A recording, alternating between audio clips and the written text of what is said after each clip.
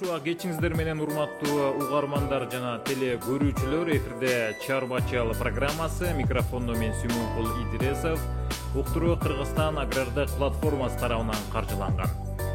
Бизде сиздер Марал радиосунан сырткары 24 ТВ каналынан жана Фейсбуктагы баракчадан онлайн көрө аласыздар. Бизге байланышып бүгүнкү тема боюнча кызыккан суроолоруңуздарды берсеңиздер да болот.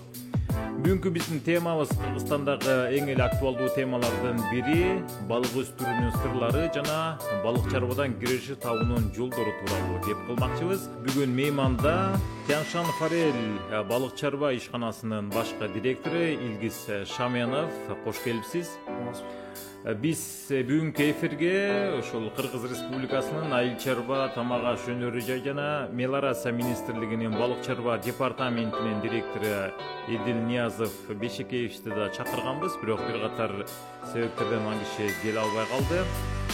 Бүгүн мына ошол Илгиз мырза менен деги эле ушул теманы ачып бермекчибиз.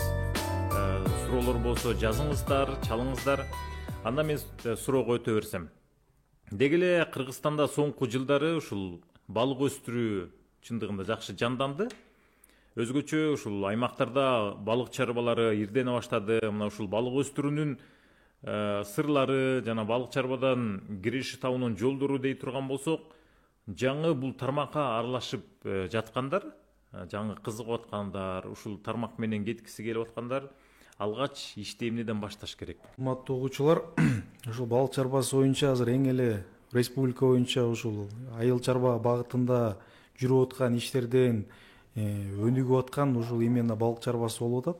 Себеби биздин балык чарба балыктарыбыз форель. Жекеше айтканда именно экспорт ориентированный продукция бул форель болуп эсептелинет. Биздин форельдер экспортко көбүрөөк кетип атат да. Эми азыр карантинге карабай, мисалы айыл чарба продукцияларынан эң эле ушул карантин маалында дагы токтобостон кетип аткан именно ушу балыктар болуп атат да, форельдер. То есть буга суроо талаптар жогору. Ошол себептен аймактарда, региондордо балык чарбалары өнүгүп көбөйүп атат десем болот. Муну баштаганда мурда эң биринчи себептен акча керек болот, каражат. Кени бул балык чарбасы дүйнөдө чоң производстволордун бири болуп эсептелинет. Ошого биринчи очередте каражат керек болот. Андан кийин уже экинчи билиш керек, суунун температурасы, суу подходящий караш керек. Өзүнүн нормативтери бар, ошолор менен анан уже баштайм десе жардам беребиз. Көп чарбага жардам берип келдик. Илгиз мырза, мына ушул деги эле бүгүнкү эфирде биз катары менен кете берели. Балык чарбасын куруш үчүн эмнелер керек дегенде, мисалы, биринчи балык үчүн кандай суу болуш керек? Биринчи балык үчүн бизде мындай да, Кыргызстандын бардык эле аймактары жарай берет, туурабы? Мен ошол жөнүндө аз айтып берем. Кыргыз Республикасы боюнча бизде 3500 дарыя шаракка суулар бар да, республика боюнча. Андан сырткары 59 суу сактагыч бар республика боюнча. Андан 2500дөн ашык көлмөлөр бар, 2500дөн ашык. То есть ушул суунун баарын, биздин мүмкүнчүлүктүн баарын колдонсок, республика боюнча 600 миңден 700 миң тоннага чейин балык өстүрсөк болот. Муну болсо атайын ихтиологдор, бүт эксперттердин баары изучать этип, ошентип чечим кабыл алышкан, предварительный.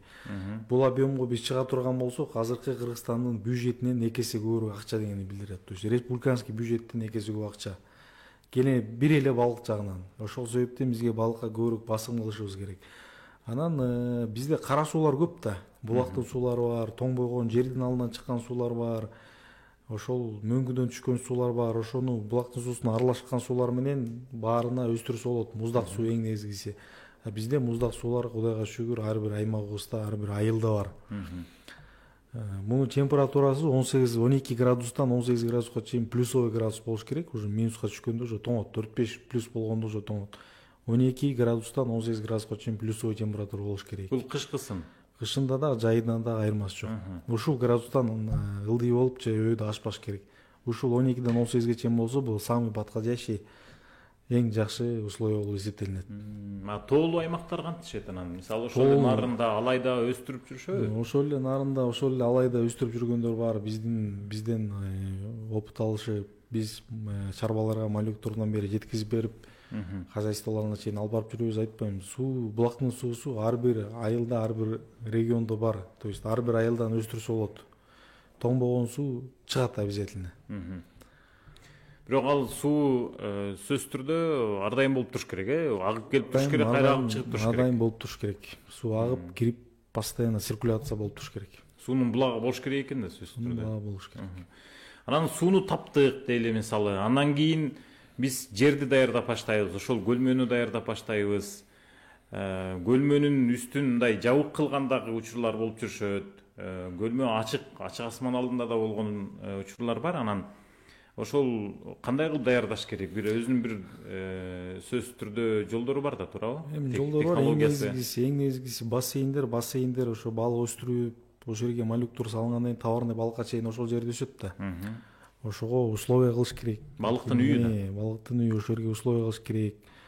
Өздөрү чыккан, мисалы жеген жеминен андан отход чыгат, алардын баары агып кетиш керек.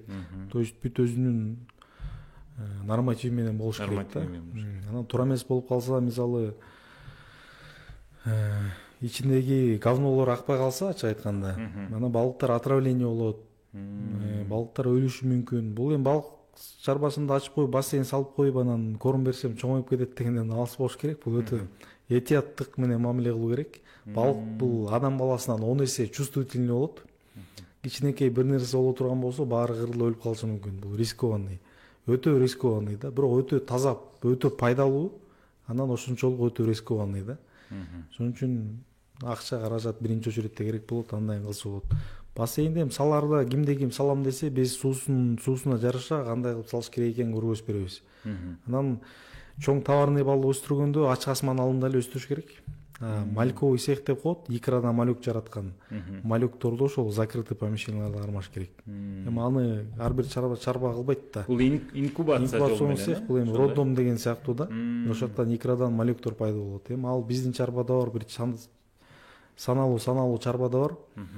Ар бир балык өстүрөм дегендерге анын кереги жок. Чабактарды каяктан алып келесиздер? Деги эле Кыргызстанга каяктан келет? Икралар бизге Европадан келет, икра бойдон келет. Икраны өзүбүз инкубация кылып, ошол жерден малюкторду пайда кылабыз, ошол инкубацион цех жана айтып аткан. Бул форелдер же башка да балыктар? Форелдер, только форель. Бизде форелдин кайсы түрүн алып келип атасыздар? Радужный форель. Эми бул экспортко кете турган, экспорт ориентированный продукция, суроо талап жогору, бул деликатес катары эсептелинген бул форель эле, башка балык жок. Анан кайра эле ушуга окшошураак суроодо, мисалы ушу балыктын кайсы түрлөрү көбүнчө Кыргызстанга кирешелүү? Форелден башка дагы. Эми форелден башка балыкты кирешелүү деп айта албайм. Анткени базарга чыксаң, балыктын бир катар түрлөрү бар, сатыкта тургандарын көрөсүң да. Мында сазан, толстолоб, карп деген балыктар бар. Алар бизге Россиядан келет, Казакстандан келет. Алар баягы стоячий суу, токтоп турган сууларда, саздарда чоңойгон балыктар да. Алар наоборот бизге келет, алар арзан балык, анткени аякта жебейт ал балыкты эч ким. Бизге келет да, биз аны колдонобуз. Анда эч кандай деле мындай жетиштүү деңгээлде витаминдер бар деп айта албайм да. Ал сасык балыктар, алар арзан балыктар, дешевый балыктар да. То есть аны өстүрүүнүн кажети жок, пайдасы жок. Эч ким албайт. Сиз форелди гана сунуштайсыз кыргыздарга. Эми экспорт кеткен ошол да. Мисалы форель өстүрүп тигиндей балыкты арзан берсеңер да эч ким албайт да. Эч ким албайт. Бир да мамлекет. Эң негизгиси сбыт да. Сбыт суроо талап кайсыга болсо ошону өстүрүш керек да. Балыкты өстүрүп баштадык, ошол чабактарды алып келдик. Анан жемдерди, балыктын азыктарын каяктан алып келесиздер? Алар канча турат? Кандай түрлөрү бар? Кайсынысы калориялуу болот? Кандай болот ошол жерде? Жемдер дагы именно форельдик Европадан келет. Даниядан, Германиядан, Польшадан, Франциядан ушинтип келет. Жемдер дагы бул балыктыкы, форельдики өтө этияттык менен жасалган кормдор. Ошол эле Глейген Россия жемин, форельдин жемин чыгара албай койду. Ушул убакытка чейин. Казакстан чыгара албай атат, Кыргызстан чыгара албай атат. Чыгарат, бирок баягы балык өспөйт, качествосу жок болуп калат. Малюктордукун чыгарса, алар малюктор өлүп калат, чабактар. То есть Европага пока жете элекпиз, эч ким, биз эмес, Россия жете албай атат. Европадан келип атат корм. Бир мешок корм эми товарный балыктыкы, мисалы 3,5 миң сом тура турган болсо, малюк чабактардыкы 7 миң сом.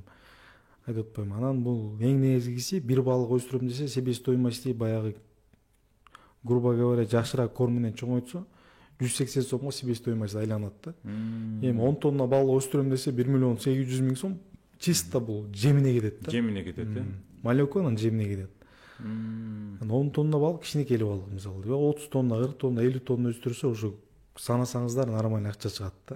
То есть ошону айтпайм, форелевое производство это считается в мире номер 1, это чоң производство да. 200 тонна, 500 тонна өстүргөндөр уже там миллиарда крутится ошондой. Биринчи очередь ошо каражат керек болот. Кошумча азыктандырган Кыргызстан тараптан мисалы сиздер эмне бересиздер кошумча? Кошумча эчтеке бербейбиз. Кошумча бере албайбыз. Өзүнүн гана ошол жемдери берилиш керек. Башка мисалы эт берсең же башка бир нан берсең эми жесе жегендир, бирок балык чоңойбойт, өспөйт. Наоборот, оорушу мүмкүн, өлүшү мүмкүн. Бизге анын кереги жок. Атайын өзүнүн специальный кормдары бар, протеиндер менен, витаминдер менен. Ошондой. Анан мына ушул балык чарбасын үйрөнөм дегендер, балык чарбасын ачам дегендерге сиздер кандай жардам бере аласыздар? Балким бир программалар бар, балким курстар бар, атайын окуу курстары. 2018 жылы Жогорку Кеңештин аграрный комитети биздин чарбага барып жыйын өткөргөн. Ошол жактан комитеттин чечими менен биздин чарбаны ошол келечектеги балык өсүрөм дегендерди ошол жерден үйрөткүлө деп бизге баягы сунуш берген да. Ошонун негизинде азыркы күнгө чейин колдон келген жардам берип келатабыз. Кимди ким үйрөнөм десе 1 ай болобу, 2 ай болобу үйрөткөнгө биз даярбыз. Мисалы канча турат? Мисалы балким азыр угармандар угуп кызыгып аткан болсо, сизден маалымат алгысы келсе, азыр эфирден угуп теле берүүдөн көрүп ошону жазып алса дегеним да. Мен айтайын, мисалы WhatsApp болжолду биздин ошол чарбанын номерин берейин, ошого чалып байланысын, смотря канча күн курстан өтөт, эмнени үйрөнөт, инкубацияныбы же балык өстүргөндү каерден ошого жараша суммасы да ошондой болот да. Ошол забаптан азыр номер айтып кетейин, WhatsApp ошол номерге айтып кетсеңиз жазып алышсын. 0703 90-94-00 бул WhatsApp номер. Ушу только WhatsApp иштейт. WhatsAppка чыкса постоянно 24 саат бою связьда да. Урматтуу угармандар, эгер сиздер ушул балык өстүрөм десеңиздер, балык чарбасы боюнча жакшы маалымат алам, курстарга жазылам, окуйм десеңиздер, мына ушул 0703 90-94-00 деген телефон номерлер менен байланышып, Илгиз мырза менен байланышып, ушул балык чарбасындагы үйрөнсөңүздөр болот экен, кантип өстүрүш керек, кантип багыш керек, кантип жем бериш керек депчи. Илгиз мырза, мына ушул деги эле ушул экспорт жагын сүйлөшө турган болсок, сиздер айтып атасыздар, форелди каяка кетирип атасыздар? Кандай жолдор менен кетирип атасыздар? Жеңил эле болот атабы экспортко чыгаруу? Эми экспортко чыгаруу деп мен жеңил деп да айтпайм. Себеби мындай да. Мамлекет тараптан биринчи экспорт ориентированный продукция бул мамлекетке алып келе турган чоң пайда. Мамлекетке биринчиден акча алып келет. Сырттан акча келет. Экинчиден мамлекеттен аброй көтөрүлөт. Бирденке ошо кыргыздарды экспорттоп атыптыр деп. Кыргызстандын продукциясы экен деп башка Европага болобу, кайсы мамлекеттерге. В общем эле экспорт ориентированный продукцияны өкмөт сая түшүп эки колдо эки уттап колдош керек. Бирок биз баягы чарбаны, өзүбүздүн балык чарбаны ээске регистрация кылыш керек да, таможенный союзга. Ал ээстин требованиясы бар да. Алардын талабындагыдай кылып бүтүп регистрация. Аны кылыш үчүн биз жарым жыл, 1 жыл чуркадык. 1 жыл дегенде араң документтерди топтоп бүтүп, улам артынан сая түшүп атып, наоборот биз окуй киргизип берип койгула ээске деп сая түшүп атып, регистрация кылдырдык эптепчи. Ошонун негизинде анан уже экспортты баштадык да. Анан бизге окшоп экспорттоп аткан да бир 3-4 чарба бар. Менин оюмча бир 5өө ээске регистрация болгон. Республика боюнча бир 700дөн 800гө чейин чарба бар, майда чарбалардан бери алсак, анын арасынан ошо терпөшө экспорттоп атат да. Калгандары Кыргызстандын ички рыногуна сатып алышат. Жана ошол экспорттоп аткан чарбалар тигилерден дагы өстүргөндөрдөн да сатып алган сыяктуу. Эми ошондой болушу мүмкүн. Ата ички рынокко кетирет көбүнчөсү. Анан эң негизгиси мамлекеттен ошол колдоо жоктуктун айынан ошондой абалга келдик да. Экспорт ориентированный продукция чет мамлекет алсак, Өзбекстан, Казакстан, бирденке Кытай мисалы экспорттойм десең, мамлекет акчасын да төлөп берет, поддержка да кылат, экспорт кетирем десеңчи. Биз азыр өзүбүз жеп аткан тамак аштын 80% импорт кылып алабыз да, биз сатып жеп көнүп калганбыз. Полный сатып алабыз, эчтеке сатпайбыз. Анан дагы эле ошондой мамиле. Экспортко чыгып аткандарды качабы мына колдоп алып, качабы мына финансирование кылып, бекер акча эч ким бербейт. Бекер акча бербей эле койсун. Жада калса финансирование нормально кредит бере алышпайт. Жетиштүү деңгээлде. Ошондо кайсыл мамлекеттерде азыр сиздердин ошол азыктарыңыздар бар? Биздин азыктар мына общий чарбалар боюнча айтайын, өзүм эле Россияга кетип атат. Европага чейин кеткендер бар, Восточный Европага чейин экспорттагандар бар. Былтыр 2019-жылы 10 000 тонна балык экспортко кеткен экен. 10 000 тонна. Эми быйыл негизи план боюнча 20 000 тоннага чейин болчу. Коронавирустун айынан ылдый түштү. Былтыркыдай эле бул жылына деп эсептеп атасызбы? Жылына деп 10 000 тонна. Ошону мисалы 100 000 тоннага, 200 000 тоннага чыгара турган болсок, эмне деген киреше кирмек. Азыр бизде айтпайм. Биз эч качан башка мамлекеттерге конкурент боло албайбыз. Россияны, Өзбекстанды алсак эле бизден 30 жыл алдыга кетти. То есть Европада уже комбайндар, тракторлор, водительдер жок, компьютер менен башкарат. Башкарылып. Күнү түнү уже тракторлор иштеп, биз эч качан аларга жетпейбиз. 200 жыл бар биз Европага жетиш үчүн. Биз бир гана конкурент боло алабыз, бул экологически чистый продукциялар менен. Био сертификациядан өткөрүп, 10 эсе кымбат баада Европага экспорттосок болот. Буга мамлекет сая түшүп, эрк керек, рисковый этиш керек, артына сая түшүп колдош керек. Биз био сертификацияны алып ала турган болсок, 10 эсе кымбат баада мына балды, сухофруктыларды, алмаларыбызды, балыктарыбызды 10 эсе кымбат баада Европага сатсак болот. Кандай эле булар клиенттерди таппайт билбейм, сатып ала турчулар. Биз Восточный Европадан клиенттер келип атат. Силердин балыңарды, сухофруктыларды биз сатып алайлы. Только силер документчаны тууралап бергиле депчи, агайым мамлекет колдоо көргөзүш керек да. Анан ар ким эле баягы өлбө жаным өлбө, бүт эле өзүбүз аракет кылып атабыз. Ошондой болуп атат. Бул ишкерлердин көзү менен, сиздердин көзүңүздөр менен ушул балык чарбасын уюштуруу саясаты мамлекет тарабынан негизи кандай болуп атат? Эми ачык айтайын, мурдага караганда азыр президентибиз өзү башында туруп, балык чарбасына өзү көңүл бурду деп айтсам болот, жана буруп атат. Башка да өзүнүн иштери абдан көп, эми ар бирине жетишпейт да. Бул чарбалык иштерге өкмөт көңүл буруш керек, президент эмес. А бирок президентибиз Сооронбай Шарипович колунан келишинче жардам берип, биздин чарбага чейин барып кетти, колдосун көргөзүп атат. Бирок ал президенттин иши эмес, өкмөттүн иши. Бүт чарбалык иштерге өкмөт кылыш керек, внимание кылыш керек. Бирок мурдага караганда ошо президенттин колдоосу менен ымный департамент отдельно өкмөттүн алдына түзүлбөдү. Жана айткан Эдил Бейшекевич Ниязов ошо директор болду. Мурда болсо животноводство, пастбищ жагынан ырым департамент үчөө бир болчу.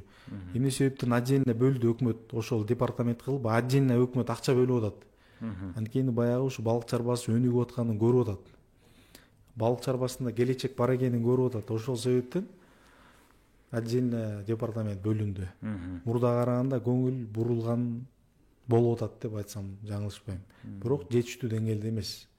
Кача ушул экспортко кетип аткан, экспорт ориентированный продукцияларды, мамлекетке польза алып келе турган продукцияларды сая түшүп, артынан колдоп бериш керек да өкмөтчү. Бизде эң негизгиси бул балык чарбасыныкы финансированияда акча, обороткага средства көп кетет.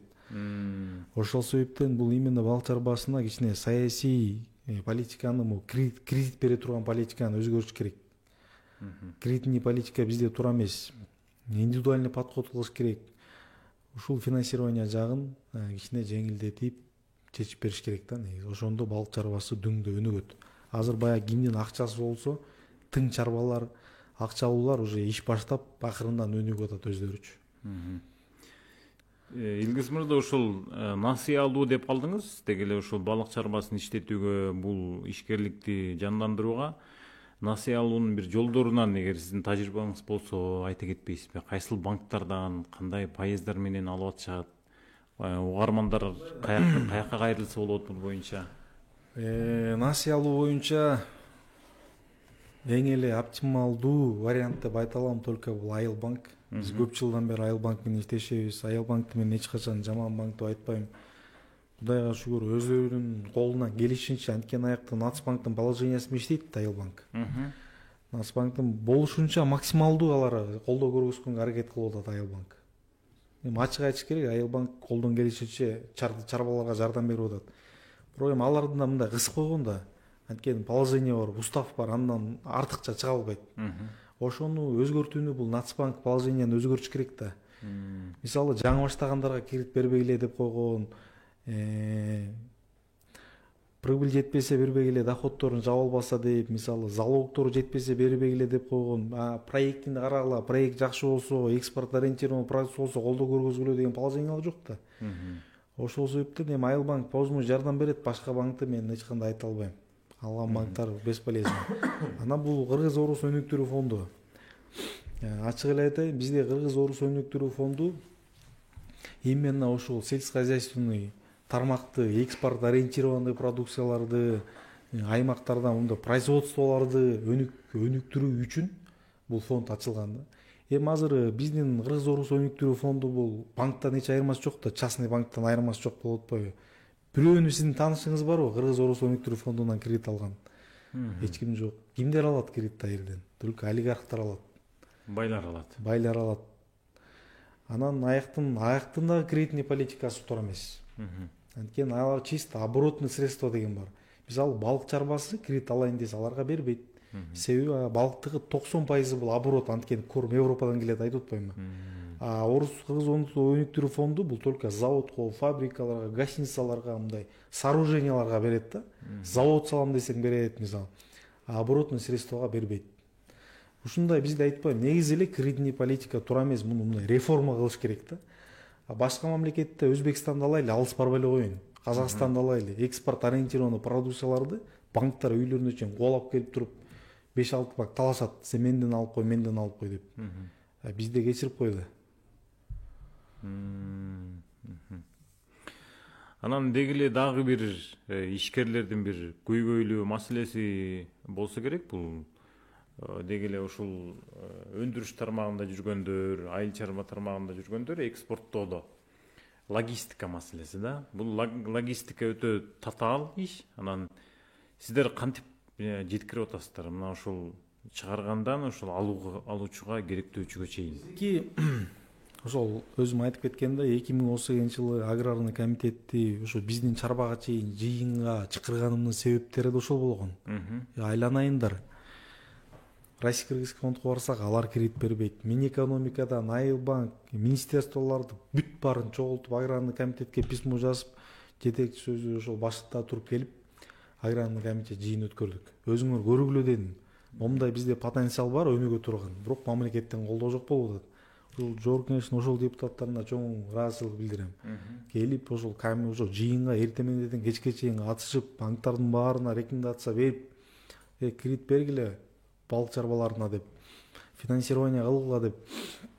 Ошондо мен толук айтып кеткем. Биздин ошо Жанжамырел негизги максаты ошо логистикалык борбор куруу. Азыр биз ошонун үстүндө иштеп атабыз.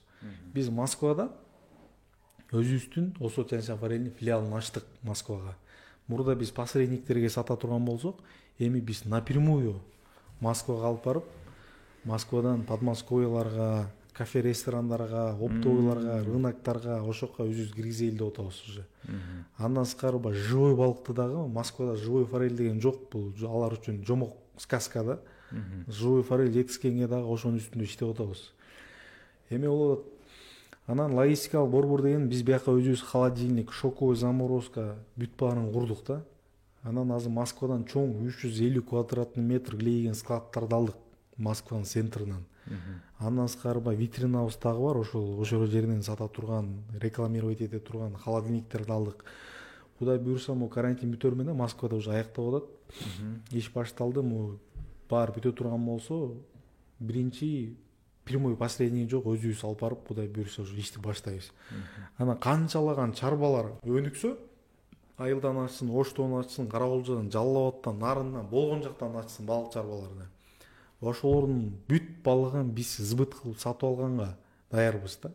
Алардын балыгын биз алабыз дагы, өзүбүздүн бренд менен Тянь-Шань форель, Небесные горы деп өзүбүздүн реклама менен упаковать этип, өзүбүздүн фирма менен экспорт кылабыз. То есть тигилердин башы да оорубайт, өстүргөн чарбалардын. каяка сбыт кылабыз, анан кантип анан эске каттайбыз депчи. Бул эске катташ оңой эмес, ошон үчүн алар өстүрөт. Биз сатып алабыз дагы өзүбүздүн бренд менен экспорт кылабыз. Ошо биз айткандай сопровождение беребиз, момундай корм менен өстүрөсүңөр. Сапатына анкенистер жооп бересиздер да. Бизден малекту да бизден алышат, полный сопровождение кылып беребиз, консультация беребиз. Биздикин талап менен өстүрө турган болсо, полный балгын сбытын алып алабыз дагы биз экспорттойбуз. Бул жагынан уже логистиканы уже биз түзүп койдук десек болот, 90% бүттү, бир акыркы 10% калды.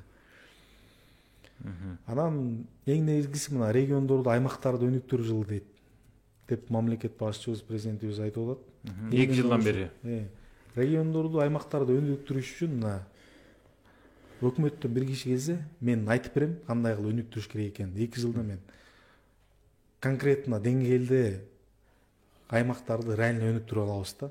Ошону жетиштүү деңгээлде өнүктүрүп, результат көргөзүп, экспортко чыгарып, ошонткенге кудурет жетет. Логистика азыр ошондо сиздер бир логистикалык башка компаниялар менен иштешип атасыздар, Жок, биз азыр башка компаниялар менен иштеп атабыз. Кудай буйруса, бир айдын июлдун башы менен уже напрямую өзү иштеп баштайбыз. Сиздер бияка экспорттогондо кандай жол менен алып кетесиздер? Тоңдуруп алып кетесиздер да? Тоңдурулган суроо талапка жана покупательдердин эмесине жараша, сунушуна суроо талабына жараша. Тоңгон десе тоңдуруп алып кетебиз. Охлажденный свежий балык десе анда кармаган ошо тоңбогон свежий бойдон кетет. Ар биринин өзүнүн нормативи бар. Охлажденный балык пенопласт менен жазылган коробкаларга кетиш керек. Бир слой лед салынат, муз. Бир слой балык, бир слой лед, бир слой балык. Как положено маркировкалар менен чапталып кетет. Замороженный балык катайын картонный коробкаларда, ичтери залафан, ичи замораживать этилген. 45 градуста тоңгон шоковый заморозкада өзүнүн ошо требованиялары бар, ошо менен болуш керек. Тура эмес болуп калса бул быстро испортчу продукция да. Сөзсүз түрдө анан рефрижераторлор менен кетет. Өзүнүн бүт эмеси бар. Бул экспорт, негизи эле экспортко чыгуу бул любой мамлекетте өтө кыйын да. Ошол үчүн башка мамлекеттер ошол экспорт кылам деген кишиге, чарбаларга, хозяйстволорго мамлекет жардам берет, артынан сая түшүп. Кредит берет, финансирование кылат. Ой, экспортко чыгып ал, биздин мамлекеттин аты чыксын. Сиздер Кыргызстанга кайра мамлекетке акча алып келесиңер сырттан деп, экономикабыз көтөрүлөт деп. Бизде өлбөй жаным, өлбөй арыбыз өз аракет кылып атабыз да. Мамлекеттин бир пайда жок деп, бир справка алыш үчүн арынан бир ай жүрүп атпайбызбы? Эмнени айтабыз анан? Туура. Жакшы айтып бердиңиз. Анан деги эле мына ушул балыкты кайра иштетүү жөнүндө эгер сүйлөшө турган болсокчу, мындай бизде ошол потенциал кандай деп ойлойсуз? Балыкты биз өзүбүз иштетип, анан экспорттогон бизге кирешелүү алып келеби же сиз айткандай жанакындай тоңдуруп, чала тоңдуруп кетирген пайдалуу? Деги эле иштетүү талапка жараша кете берет. Иштетип переработка кылып кетире турган болсок, ал дагы жакшы нерсе. Мында кирешеси өзүнчө. Тоңдуруп кетирсек ал деле жакшы. То есть балыктан эч качан артка кетпейбиз. Самыйга сбыт бар да, ала турчу адамдар бар, клиенттер бар, покупательдер бар. Биз только өстүрүп сатсак эле, ошондон эле киреше жетиштүү деңгээлде болот. Канчалаган адамдарыбыз азыр жумуш орду жок отурат. Айылда, ар бир айылда суу бар да, суу жок айыл барбы мисалычы? Ар бир айылда суу бар. Ичкен суу эчтеке болбойт, кичине анча-мынча кир суу болсо, самыйлан температурасы подходящий болсо өстүрүшү болот. 5-6 адам, ар бир үйдө 2 машина бар, 1 машина бар. Ар биринин үйүндө кредит бар. Кой бакканды, уй бакканды токтотуп, балык чарбасын мисалы 5-6 биригип алышып бир чарба курса, 10 тоннадан өстүрүп, сбыт биякта тургандан кийин өстүрүшсө бул өтө прибыльный бизнес болуп атат да. Мисалы 1 к 1 учуп атат. 1 миллион сала турган болсо 1 миллион кайра таза пайда түшүп берет. 1 миллион түшпөсө дагы 600 миң түшүп берсин минимал эсептегенде. 1 миллион салып кайра 600 миллион сом тапкан болсо сонун нерсе да. Буга серьезный мамиле кылыш керек, подход кылыш керек. 10 миллион салса 5 миллион бир жылда таза пайда түшүп берип атат. Өзүнүн расходун жаап. Мындай бул быстро окупаемый бизнес болуп атат да. Эң негизги сбыт болуп атат. Биз айткан менен баягы биз өзүбүз колдон келишинче жардам берип, прямой эфирден чыгып, Facebooктан айтып, жардам берели деп аракет кылып атабыз. Эми бияка мамлекет да жардам бериш керек. Биз эле чыгып алып бакылдай берсек да болбойт. Мамлекет колдош керек. Сөз менен эмес, эми реальный иш менен колдош керек да. Ошол мына көлмөгө бассейнге ушул чабакты салгандан баштап керектөөчүнүн ошол алдына жеткичекти канча убакыт өтөт? Канча убакыт талап кылынат? Же болбосо сиздер ошо суудан кайра чоңойтуп, багып чоңойтуп, сузуп алып анан алып кеткенге чейинки аралыкка канча убакыт өтөт өзү? Канча убакытта чоңоет балык? Да. Жанагы мен айткан 12 градустан 18 градуска чейин суу боло турган болсо, бир 20 граммдык малек сала турган болсо, 1 жылда 1 килограмм болот. 1 жылда 1 килограмм. 1 жылда 1 килограмм товарный балык болот да. 1,5 чейин, килограммга чейин, 2 килограммга чейин чыгарам десе, 1,5 жылда спокойно чыгарып койсо болот. Дагы кармап, дагы бакса, дагы чоңой берет. 3 килограмм, канчалык чоң, 3 килограмм, 4 килограммга чейин чоңойтсо, уже ага суроо талап, ага башкача, суммасы башкача болот. Мисалы, 1,5 килограммдык балыкты мисалы азыр данный момент 280 сомдон алсак деп коеюн. 4 килограммдык, 3,5 килограммдык балыктын суммасы уже автоматически 50-60 сомго кымбатыраак болот. Кем бул филе кылып кетет. Ошол себептен буга да суроо талап жогору болот. Стейк кылат, филесин алат. Ошол себептен чоң балыктын баасы кымбатыраак болот. То есть балыктан эч проблема жок. Самыдан туура мамиле кылып, туура бассейндерди салып, только эрик керек, башташ керек. Ошондо бир 2 жыл, 3 жыл балык жашай берет экен да ошол көлмөдө, Жашай берет, 2 жыл, 3 жыл, 5 жылга чейин жашай берет. Сиздер аларды кандай кылып, мындайча айтканда, түрлөп аласыздар, сорттоп аласыздар? Ар бир балык бассейн ар бир эме да. Мындай цикл производствода, цикл производствода ар бир размерине жараша бассейнге салынат да, мына аралашып болбойт да. Аралашкан болбойт, конечно. Анан могул чабактарды өстүрүү боюнча, мисалы, бир жолу чабактарды алып келди, сиз айткандай, ошол бир 5 тонна боло тургудай ылайыккачы. Анан ал балыктар 1 жыл болду, чоңойду, кайра кетти. Анан кайра чабак сатып алыш керек да, туурабы? Негизи өздөрү өстүрсө болобу ошону икралардан? Жок, өздөрү өстүрө албайт. Бул чабак эми инкубация кылыш бул өтө олуттуу иш, өтө маселе. Муну билиш керек, окуш керек, кылыш керек. Бул өтө рискованный нерсе. Ар бир адам колунан келбейт, ар бир шалбанын колунан келбейт инкубация кылып малек чыгарыш. Ал үчүн просто бассейн салганда цикл производства деп коет. Мисалы 10 тонна балык өстүрдү да 1,5 жылдан кийин 10 тоннасын сатып ийип, кайра 1,5 жыл күтпөйчү. Мындай бөлүш керек да, 15 тонна өстүрүш керек. 5 тонна отдельно бир бассейнге, 5 тонна отдельно бассейнге, 5 тонна отдельно бассейнге кылыпчы. 4 айдан кийин 5 тоннасын сатты, дагы 4 айдан 5 тонна сатты. Бошогон сайын бассейнине кайра балек салып берип, мындай цикл производство кылыш керек да. Токтош керек. Цикл кылыш керек. Токтодом десе токтойт, кайра күтөт да. Күтпөш үчүн мындай цикл производство кылыш керек. Эми ар бир эле бизнес оор да. Оңой болсо элдин баарлыгы бизнесмен болуп кетпейби? Бизнес кылыш өтө оор. Сөзсүз түрдө буга чыдамкайлык керек, дух керек. Дух керек, чыдаш керек ошол нерселерге. Анан мисалы ошол чабактарчы, мисалы канча чабактын канчасы жашап кетет? Канчасы ошол азык болот? Негизи чабактардын ал туура подход кылса, канча пайызы жашап кетет? Ошо туура подход кылып, өзүнүн нормативи менен өстүрсө, баягы баарын европейский корм менен берип, бүт бар өзүнүн нугунда жүрсө, 20% потеря болот. Хищник да бири-бирин жейт, көзүн чукуп алат, өлөт, ар кандай болот. 20%, мисалы 100 миң малек сала турган болсо, 20 миңи где-то өлөт.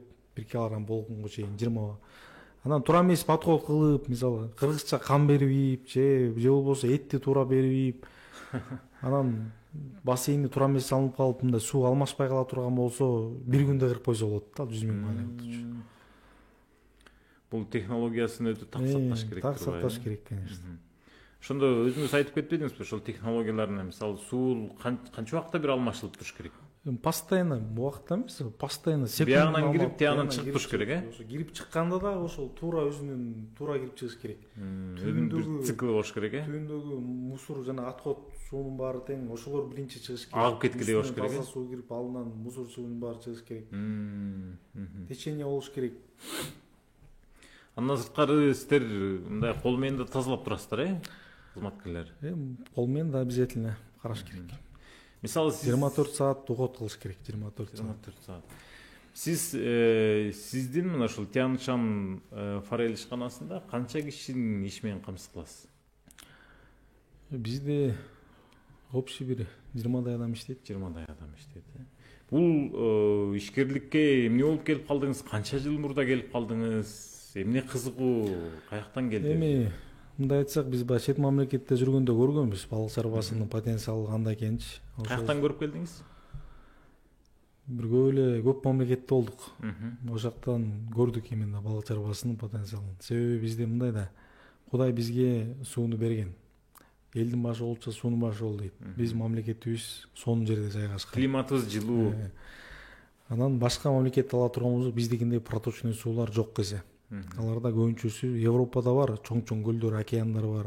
Аякта форель өстүрө албайсың. Толкун болуп талкалап кетет садокторду. Же болбосо мындай тыптынч турган стоячий суулар бар. Стоячий сууда өскөн форель менен биздин форельде айырмасы бар. Мындай да, биздики форельдер жеген тамагын мындай бир жылда себеби, мисалы айтайын, себеби бир жылда эмне үчүн 1 килограмм болуп атат? Жеген тамагын биздики бат-баттан сиңирет, кайра жейт корм. Канчалык корм жесе ошончолук бат чоңоет. Анан эмне үчүн бат-баттан жеп атат? Себеби суу проточный суу, постоянно движенияда сүзүп турат. Жеген тамагын бат эле сиңирет, кайра жеп ошентип бат чоңоет. Анан экинчиден мышцалары бар мындай. Накачанный балыктар да, эттери катуу. Башка мамлекеттин балыктары эттери мына бассаң былжырак. Ошо биздикиндей эле форель былжырак болот. Куурсаң сөөгү этинен ажырап кетет. Анан алардыкы кечирээк чоңоет. Себеби корм аз жейт. Эмне себептен? Анткени аларда проточный суу жок, алар стоячий сууда өстүрөт. Ошол себептен ошондой. Анан тем более биз Европада көбүнчө скважинадан чыгарат, жерден чыккан сууну алар искусственный жол менен муздатып, охлаждать этип, кислород пайда кылып ошентип өстүрөт. Канча электр энергия аякта кымбат. Ошентип себестоимости 500-400 сомго чейин айланат аларда. Сатылган баасы 1,5-2 сомго чейин Европада. Биздин сом менен. Биздикинде Кудай берип койгондо фильтр эчтеке жок эле, бекер эле агып атпайбы, өстүрүп кааласыңча. Проблема жок. Анан проблема бизнес экенин көрүп анан ошо келдик да, балык чарбасын өнүктүрөлү. Кыргызстандан деле кичине бирдеме экспортко кетсин, баарын эле сатып жей бербей депчи. Ошол балыктан өстүрүүдөн агып чыккан суунун эч кандай зыяны жокпу? Мисалы зыяны жок. Колдонсо, зыяны жок. Айыл чарбасына колдонсо, ичсе да эчтеке болбойт. Анан мына ушул бир кызыктуу факт да, негизи адам баласы өзү 5 килограмм жеп туруш керек экен да, балыкча жылына. Кыргыздар 1 килограммга да чыкпайт экен ошол нерсечи. Эми кантип кыргыздарды балык жегенге көндүрөбүз? Мындай да.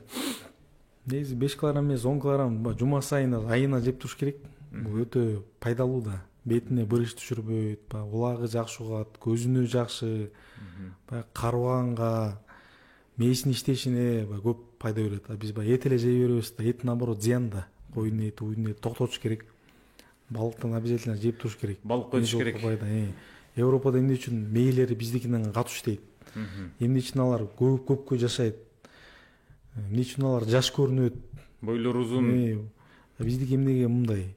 Эт зыяны көп, этти токтотуш керек. Врачтар эле айтпайбы, этти токтот, аз жегиле депчи. Болбой эле кыргыздар биз жеп көнүп калганбыз да. Жей берсин эми, этти деле токтотпо дейбиз, форельди дагы жеп, балыктан да жеп туруш керек өзүнүн ден соолугу үчүн. Анан бирок мурда караганда баягы көбөйүп атат балык жегенденчи. Балык десе эле көчөдөн сатып алып эле карп сарп тасталып, сазандарды жей бербеш керек, ушу именно форель жеш керек. Сёмга жеш керек, лосось балыктардан. Бул баягы деликатес, жакшы балыктар да. Анан бирок ошол форель балыктары биздин кыргыздардын биздин жарандары бир чөнтөгүнө бир аз кымбатыраак эмеспи? Сиздин пикириңизде. Бизде канча турат азыр? Эми бизде ошо местный рынокко сатып аткандар 300 сомдон сатат да, килограмм. 300 сомдон сатат, Эми кымбат деп эч айта албайм. Кымбат деп айта албайм. Арзан эле. Мисалы тиги балык деле, начар балыктар, Казакстандан келген балыктар бир 180 сом болушу мүмкүн, 200 сом, 100 сомго айырма болушу мүмкүн. Эт мисалы 370-380 сом болуп атпайбы 1 килограммычы. Балык наоборот андан арзан болуп атпайбы килограммы, мындайча айтканда. Тойлорду өткөрүп атпайбызбы? Сонун анчалга миңдеген асманга, воздухка кетирип атпайбызбы? Эми ал наоборот, салюттарды аттырып, машиналарды жалдап, свадьбаларды өткөрүп, андай вообще болбойт. Жөн эле шылтоо деп койсок болот да. Күндө эле ресторан, кафелердин баары забиты, тойканалардын баары толтуруп болуп атат. бул жөн эле баягы шылтоо. Анан бул азыр Бишкектин айланасында деги эле ушул Чүйдө, Ысык көлдө, Токтогулда да бар ушундай бир эс алуу жайлар менен балык чарбалар кошумча каражат таап атат да. Ушул жолдор дагы бир киреше алып келет бекен? Сиздер мына байкап көрдүңүздөрбү? Келет, эми мындай балыктар бир 350 сом, 400 сомдон килограммы сатыла турган болсо, бышырып сатса 800 сом, 1000 сомго чейин сатат да. Бул эми жакшы эле нерсе. Алгандар келет, туристтер келет. Тапчандарды коюп коюп, көл суунун жээгинде даярдап коюп, атайын шарттар түзүп коюп, боз үй тигип коюп, Бул боюнча ар бир эле чарба, чоң чарбалардын өзүлөрүнүкү болсо керек. Биздин да өзүбүздүн зона отдыхыбыз бар. Өзүбүздүн ошо рыбный кафебиз бар. А так ачып коюшса болот, сбыт өзүбүздөн болот. Сиздердики кайсыл жерде айта кетпейсизби? Эгер угармандар бара турган болсо, көрө турган болсо, ошол балыктан өздөрү тирүүлөй кармап, Панфиловский райондо, Вознесеновкада природада чоң зона отдыхыбыз бар, Тянь-Шань форель деген. А жерде ошо бүт живой балык бар, форель, осетр бар, бүт. Ошол жерде на месте ооруп берет, бышырып берет, балыктын түрү менен. Кара Балта шаарынын өзүндө рыбный кафебиз бар, а жерде да ошондой именно. Ошондо Бишкектен канча чакырым аралыкта болуп калат? 1 сааттык жол. 1 сааттык жол да. Негизде өзүңүз форельден башка да кайсы балыктарды өстүрүп атасыздар өзүңүздөр? Форельден башка биз осетр өстүрөбүз. Бул осетрдыкы Бул ички базарга, жок, бул осетр черный икра, жана черный икра берет деген балык, ошол осетр балыгы, русский осетр деп коет. Бул балыктын икрасы $2000 чейин оптом $1,500 сатылат. Мында икрасын алыш үчүн биз өстүрүп атабыз. Азыр өзүнүн весинен 25% икра берет. Азыркы учурда биздин балыктар 6-7 жылдык балыктар. Бир 10 жылдан кийин уже икра берип баштайт. Та 3 жыл, 4 жыл күчүш керек. Багыш керек, чыдаш керек. Чыдаш керек, эми 10 жыл күчүш керек, анан 10 жыл каримтеш керек, караш керек. Бул өтө. Анан бирок 10 жыл болгондон кийин 10 килограмм болгондо өзүнүн весинен 25% бергенде 2,5 килограмм икра берип атпайбы? 2 килограмм икра берсе деле $3000 бир балык берип атпайбы? Анан бул каждый чоңоет, 50-100 килограммга чейин, 200 килограммга чейин чоңоет ал балыктар. Бул эми өтө кымбат, жанагы эң эле кымбат икра ошонуку, черное золото деп коет. Черный икра уже ошонукун өстүрөбүз. Форель, башка балык жок. Анан сазан, карп, толстолоб деген бар, чисто өзүбүздүн көлүбүз бар, ошол айтып аткан Вознесеновкада, зона отдыхыбызда. Бул эми спортивный рыбалка. Келип удочка салып, кармап кетсе, акчасын төлөп кирип кармап кетет, эс алып, кармаган балыгын бышырып жеп дегендей. Ошондой. Анан сиздер кой берип койгон экенсиздер да? Эми аларга биз акча деле албайбыз, хотун алабыз, кармаган балыгына акча албайбыз. Эми ошондой иш-чаралар бар. Андан тышкары биз ошол мал менен мал кармайбыз, уй, бука, сельское хозяйство жактан, башка кошумча бизнестер бар эми. Жакшы. Могул икра жөнүндө жакшы кызыктуу айттыңыз. Икра бул кайра эле экспортко кетеби? Экспорт кетет. Сиздерге бир 7 жыл болду азыр өстүрүп атканыңыздарга? 7 жыл болду. Только расходдун үстүндөбүз да азыр. Расходдосуздар. 3 жылдан кийин анан прибыльно алабыз. Кыргызстанда барбы икра алып аткандар? Икра алып аткандар бар. Бир чарба бар. Алар дагы чыдап 10 жылга чейин багышты, өстүрүштү. Эми бул ошо чыдаш керек. Айтпайм, балык чарбасына көп каражат, өтө көп каражат керек болот. Биринчи очередь каражат. Ошол себептен да айтып атканым ошол, мамлекет баягы колдоо көргөзүп, жетиштүү деңгээлде колдоо көргөзсө, ушу балык, бир гана балык чарбасы менен биз Кыргызстанды дүйнөгө таанытып койсок болот. Кытайдан келип атат покупательдер. Айына 50 тоннадан кем эмес болсо Кытай уже контракт түшкөнгө даярбыз. Восточный Европадан келип атат, айына 50 тоннадан чыгарып бериле деп. Көлөмдү чоңойтуш керек экен да демек. Ал үчүн бешиндей акча керек да тоже. Анан Россиядан уже 20 тонна, 15 тоннадан уже айына жөнөтүп атабыз. Анан чоңураак объем өстүрө турган болсок, Европага экспорттайбыз, Кытайга экспорттайбыз, уже дүйнөгө мамлекетти мындай 2 жылда асманга экономикасын болуп көрбөгөндөй көтөрүп койсо болот. Буга эрк керек, колдоо керек. Анан сельское хозяйство экспорт ориентированныйды түшүнө турган адистер керек. Банкта ошо жетекчилери түшүнүктүү мындай жетекчи болуш керек. Тияктан келип алып эле бир жерден отуруп алып, эч түшүнүгү жок бирөөлөр келип алып иштетем деген болбойт да. Ар ким өзүнүн баягы кесиптин ээлери өзүнүн ишинин жолун тапса мамлекет бат эле өнүгөт. Ошондо мындай алып көргөндө балык чарбасын ачкан ишкердин ошол балык чарбасы канча жылда актайт? Өзүн актайт деп коебуз го биз. Туура подход менен 2 жылда актайт. 2 жылда актайт. Пайдасы менен. Жакшы. Эми сиздин алдыдагы максаттарыңыздар кандай болуп атат? Мына Тянь-Шань форель ишканасынын дагы кандай өстүрөл максаттар боюнча ушул биз только азыр расширениянын үстүндөбүз. Улам чоңоюп колдон келишинче Кудайдын жардамы менен кетип атабыз өзүбүздүн күч менен. Мамлекеттен бир пайда жок. Өзүбүздүн күч менен кетип атабыз. Ошондой эле башка чарбаларды дагы өнүгүшүнө салым кошуп атабыз. Жардам беребиз, консультация беребиз. Эми эң негизгиси биз ошол логистикалык борбор биздин биринчи максатыбыз ошол болчу да. Логистикалык борбор куруу. Ошол бүт чарбалардын баары, хозяйстволор өнүксө, бизге сбыт кылса, аларды биз сатып алып, анан объем бизде көбөйөт да. Анан Европа менен сүйлөшүп, Восточный Европа менен, Кытай менен уже тең аталар менен сүйлөшкөнгө, контракт түзгөнгө бизде да мүмкүнчүлүк пайда болот да. Ошонун үстүндө биздин план ошол. Расширениянын үстүндө дегендей. Деги эле көбүнчө ушул балык чарбалар Чүйдө бар, Ысык көлдө бар, Токтогулда бар, Анан бул жерде сууга да байланыштуу же ушул климатка да байланыштуу ошондой өстүрүлүп атабы? Эми түшүнгөндөр өстүрүп атат го, Алайда да өстүрүп аткан чарбалар бар. Баткенге чейин билгендер бунун климатка айырмасы жок. Эгер суу подходящий болсо, любой жактан өстүрө берсе болот. Тоолуу жактагылар кышында сууну жылытабы, кандай кылышат? Эми ошо тоолуудо деле айтып атпайм, кара суулар бар депчи. Тоолууда кара суулар көп, тоңбогон суулар. Тоңбогон сууларбы? Кара суу, булак любой жерде бар да, жерден чыккан суу бар, саст суулар бар, тоңбогон суулар табылат. Ал эми могул Нарын дарыясы мисалы бизде агып бүтпөгөн булак эмеспи? Агып бүтпөгөн бизде чоң байлык. Нарын дарыясынын жээгинде өзгөчө Токтогулда өстүргөндөрү көрүп жүрөбүз, түштүк жакта өстүргөндөрү көрүп жүрөбүз. Нарын суунун суусу кандай? Дарыясынын суусу болот. Эми ал суу айтпайм, суу бизде өтө кенен депчи. Нарын дарыясында башынан аягына чейин балык чарбаларын салсак. Ал жерге ошол көлмөнү куруп жүрбөй эле атайын даяр турлорду алып келип туруп эле салып туруп эле ошондой баштай берсе болот экен да. Аны суу сактагычтарга ошентсек болот. Суу сактагычтар токтоп турган жерлерде. Садок деп коет. Эми ал дагы өтө кымбат. Ал дагы Турциядан келет. Андагы жумуш өтө көп, аяка дагы чоң каражат талап кылынат. Ошол эле жана нарын суудан эле суу тартып алып, бассейндер куруп, аянда өстүрсө болот. Нарындан баштап. Единственный нарын суусунда температурасы азыраак, суусу муздагыраак болгондуктан балык 2 жылда чоңойот да. Жайраак. Ошол эле жайраак чоңойот. Айырмасы чоң, цикл производство алгандан кийин бул билинбейт да.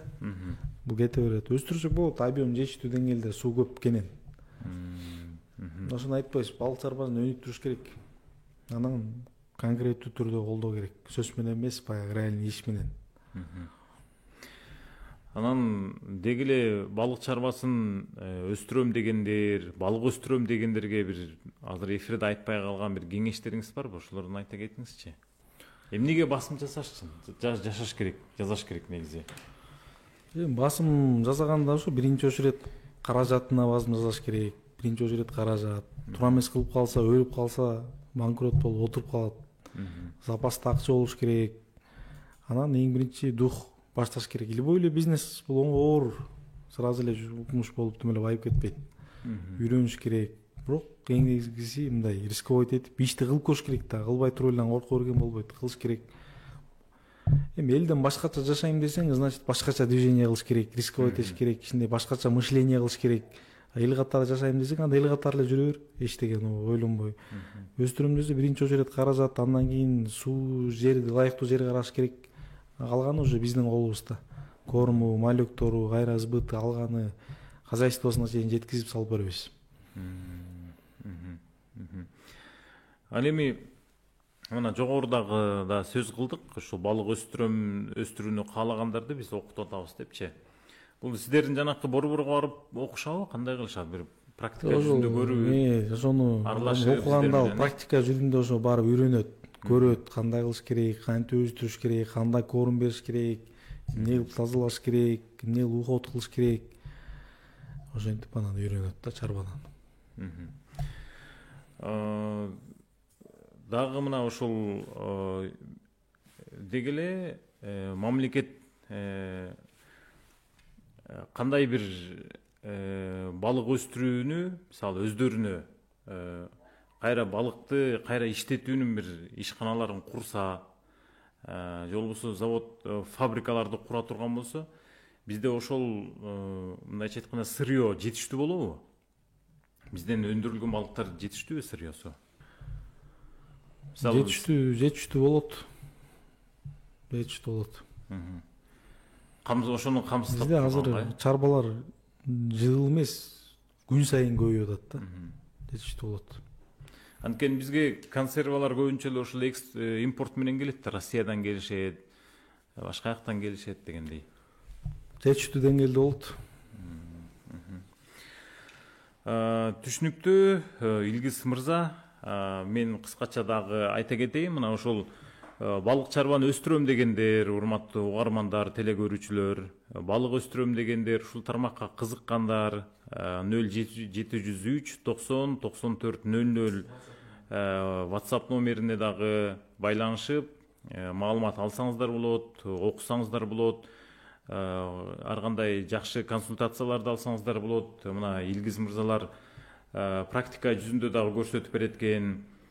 Сууну кантип тандаш керек, сууну кандай кылып, ошол көлмөлөрдү кандай кылып салыш керек, мына ошонун баардыгын үйрөтүп беришет экен. Бул абдан жакшы шарт деп мен ойлойм, баштайм деп аткан ишкерлерге. Мына Илгиз мырза айткандай, эң негизгиси дух керек, чыдамкайлык керек, аракет керек, башташ керек. Эң башкысы баштаса, анан калгандыгы болот дегендей. Анда биз акырындык менен уктуруубузду жыйынтыктай берели. Бүгүн жакшы темада сөз болду. Деги эле ушул Кыргызстанда актуалдуу тема. Кантип балык өстүрүүнү өстүрөбүз, балык өстүрүүнүн сырлары, балык чарбадан киреше табуунун жолдору дегендей. Биз менен конокто Тянь-Шань Форель ишканасынын башкы директору Илгиз Шаменов болду. Сизге терең ыраазычылык билдирели биздин жамааттын атынан. Анткени чындыгында жакшы иштерди баштап атыпсыздар. Кыргыздарды дагы ошол элдин мээсин өстүрөлү деп, япондордой кылып, башкалардай кылып ошол балык жедирели деп дагы жакшы бир максаттарыңыздар бар экен. Иштериңиздерге ийгилик, албан дагы өнүгө бериңиздер, өсө бериңиздер дегендей. Кадырман угармандар, сиздер Чарбачыл программасын уктуңуздар. Микрофонду мен Сүймөнкул Идрисов болдум. Эске сала кетсек, уктуруу Кыргызстан агрардык платформасы тарабынан каржыланган. Бизди сиздер Марал радиосунан сырткары 24 ТВ каналынан жана Фейсбуктагы баракчадан да онлайн көрө алдыңыздар. Кийинки эфирде дагы биз мына ушул агрардык тармак, деги эле айыл чарба тармагына байланыштуу актуалдуу маселелерди дагы кайрадан көтөрүп чыкмакчыбыз. Телефон аркылуу байланышып, Facebook аркылуу байланышып дагы суроолоруңуздарды калтырып турсаңыздар болот. Кийинки эфирден көрүшкөнгө чейин саламатта болуңуздар.